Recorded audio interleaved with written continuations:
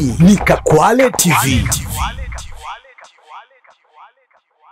Kukupongezeni sana kwa maadhimisho ya leo. Naomba tukana nafasi hii kuwapongeza akina mama wote pamoja na wasichana wote. Mimi naamini leo ni siku ya mwanamke.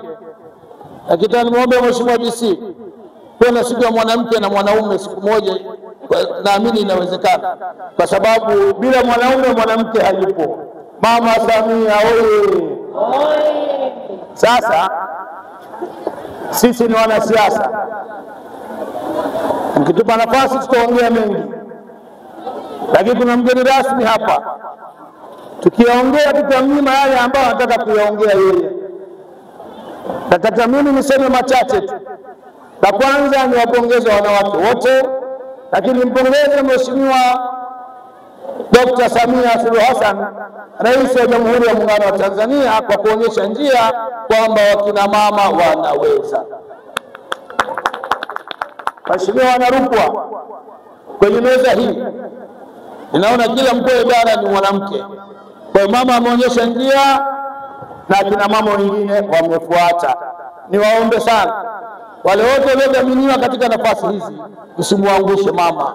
Tendeni kama mama anavyowafanyia Watanzania, tendeni kama mama anavyotujali sisi, kutuletea maendeleo ambayo kimsingi ndani ya mkoa wa Rukwa maendeleo makubwa sana tumeyapata ndani ya miaka hii michache aliyoko madarakani. Wanarukwa mtakuwa mashahidi na Wanasumbawanga mtakuwa mashahidi. Mama ametupendelea sana. Ninaomba kwa wote washika nafasi mbalimbali kwa jinsia hii ya kina mama, tusimwangushe mama, tuonyeshe njia ili hata baada ya miaka mingine ijayo tuendelee kuamini kina mama kwamba wanaweza. Tulikuwa na kikao, sasa tumepata fedha ya kujenga hospitali yetu ya rufaa ya mkoa wa Rukwa. Nani kama mama? Ninaomba sana, mwezi wa 10 tuna uchaguzi. Na mimi naamini kina mama wakiamua wanaweza.